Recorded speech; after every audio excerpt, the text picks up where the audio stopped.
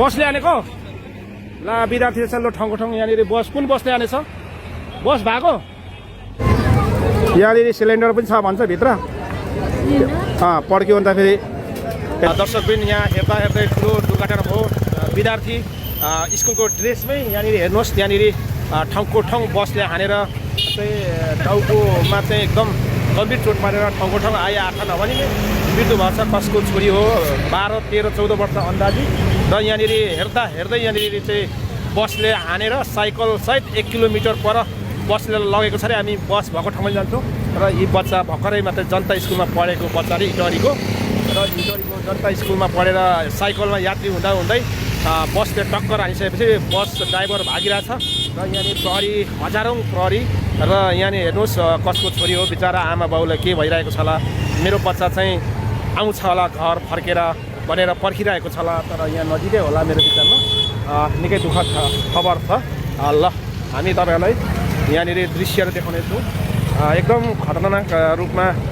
तपाईँको दुर्घटना भयो यो ठुलो हाइवेमा दर्शक पनि तिजोरी अनलाइन टिभीबाट म देवेन्द्र लिम्बू तपाईँहरूलाई म अपडेट गराउनेछु बस भएको ठाउँमा हामी जाँदैछौँ एकछिन है बस भएको ठाउँमा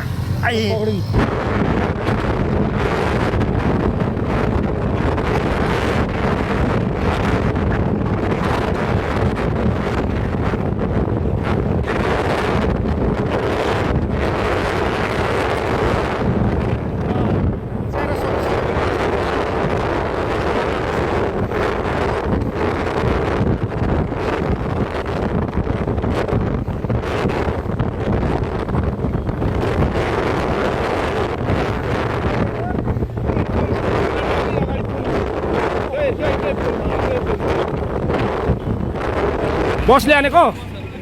ला विद्यार्थी छ लो ठाउँको ठाउँ यहाँनिर बस कुन बसले हानेछ बस भएको ल स्कुले विद्यार्थी परेछ ल कहाँदेखि सोध्दै ल्याएको छ बिचरा ला निकै बसले सरेछ ल यहाँनिर विद्यार्थी बिचरा साइकलको त्यतिर बसले हानेर भागिसक्यो अरे बसले ठुलो बसले होइन रातो बस हो त्यसको नम्बर थाहा थिएन ल ठाउँको ठाउँ मृत्यु भयो एकदम कसको छोरी हो भर्खर स्कुलदेखि फर्किँदै गर्दाखेरि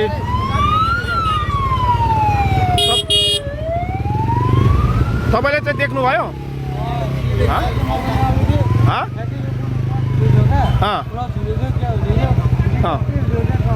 तपाईँले प्रत्यक्ष देख्नुभयो भाइ प्रत्यक्ष देख्नुभयो त्यहाँ बसको गल्ती थियो कि के थियो त्यहाँ बस स्पिडमा थियो मान्छे देख्दा त रोक्नु पर्ने हो नि त लम्लुम चढाइदियो गयो क्या मान्छे माथि नै चढाइदियो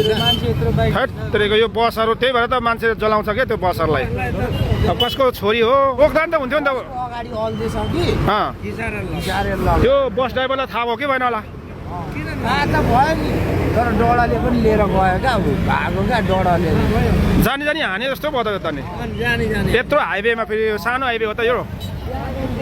देखिन्छ तर पनि उसले नरोकिकन क्या नहरान बजाइकन त्यतिकै त्यही त यो त ठुलो हाइवे हो नि त छल्न सकिन्छ नि त हो कि भने त मान्छे बचाउन सकिन्छ नि त सानो बाटो भएको त भन्नु यो 80 फुटे बाटो होइन विराटनगर जाने यो के ठाउँ हो विराटनगर जाने हेर्नुहोस् त एउटा विद्यार्थी बहिनीलाई अहिले बसले चाहिँ हानेर भागिरहेछ फरार भयो बस यहाँ रोकेन बस अहिले नै यस्तो भयो साइकलले लिएर गयो बाटोमा साइकल नै छैन अनि बाटोमा साइकलै छैन त्यो गाडी साइकलै लिएर गएछ नि यार बिहानमै चढाइदियो अड्क्यो क्या साइकल पनि कहाँदेखि क्रस हुँदै थियो साइकल ला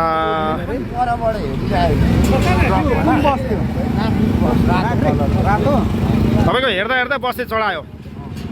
उसले चाहेको भए यतातिर काटेर नि त सक्थ्यो नि त यता कि जाँदै कहाँदेखि उता आउँदै थियो कि साइकल यहीँबाट जाँदै थियो ला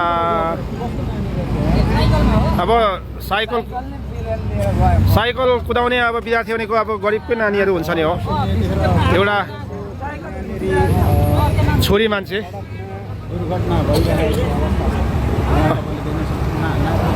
ल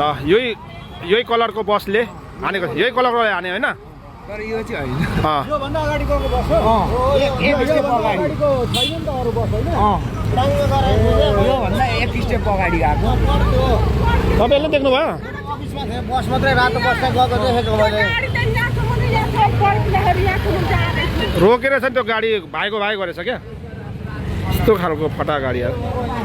हेर्नु त बिचरा एउटा विद्यार्थी छोरी अब यहाँ बिजोक भएन अब कसको छोरी होला बस ल्याएर छ हौ विद्यार्थी बच्चालाई ठुलो यहाँ दुर्घटना भयो ठाउँको ठाउँ चाहिँ गएछ नि त्यो बहिनी हजुर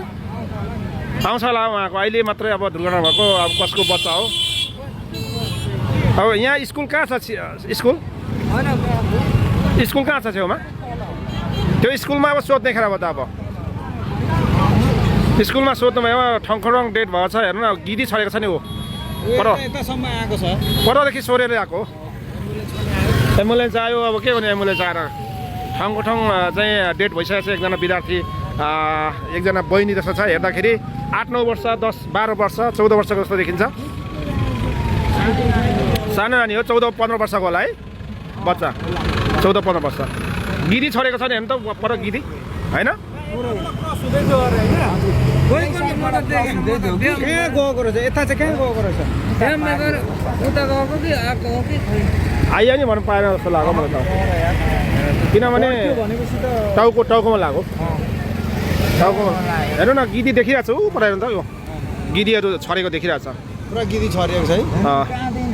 आइरहेको छ मान्छे नि यो विराटनगर जाने बाटो कुन ठाउँ हो यो खनार होइन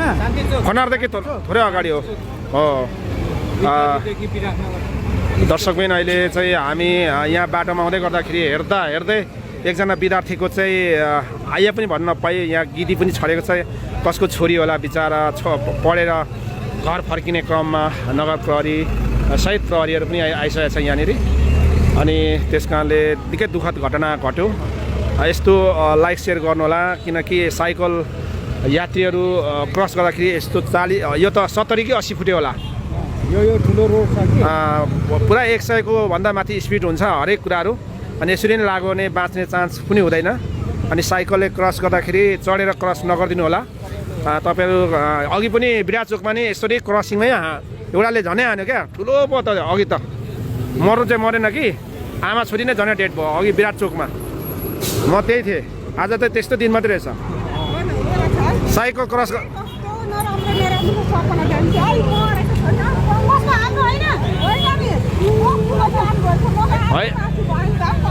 तपाईँहरूको होइन होला यहाँ स्कुले हो त्यो त कहाँ छ स्कुल बहिनी यहाँ स्कुल कहाँनिर छ स्कुल कहाँ छ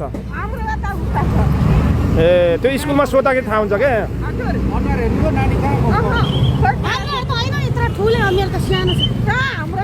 जनता स्कुल पढ्ने अरे जनता स्कुल जनता स्कुल पढ्ने अरे जनता स्कुलै पढ्नुहुन्छ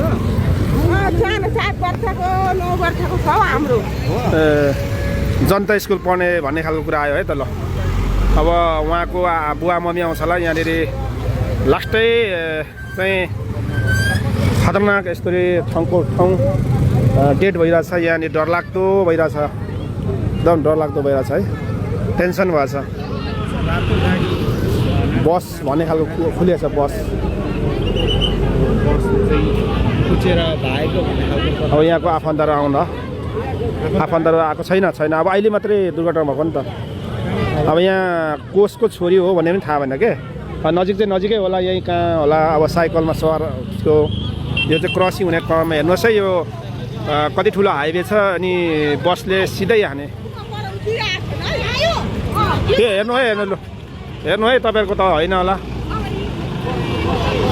गाह्रो छ अब कसको भने नि छुट्याउन सकिएको छैन है कसको छोरी हो निकै गाह्रो छ यहाँनिर साइकलबाट क्रसिङ हुँदै गर्दाखेरि चाहिँ ठिक निकै ठुलो हाइवेमा चाहिँ यहाँनिर दुर्घटना नसोचेको भयो अहिले हामी यहाँनिर विराटनगर लाइनमा छौँ एकदम चाहिँ यसो अन्दाजी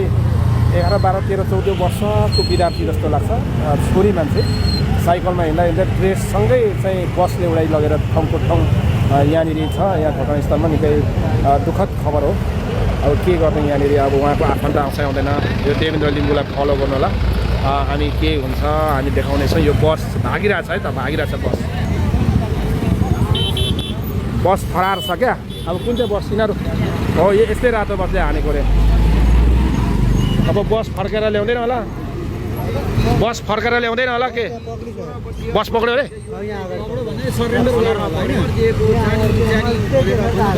ए पक्रिसक्यो अरे? बसले चाहिँ अगाडि पक्रिसक्यो। त्यो साइको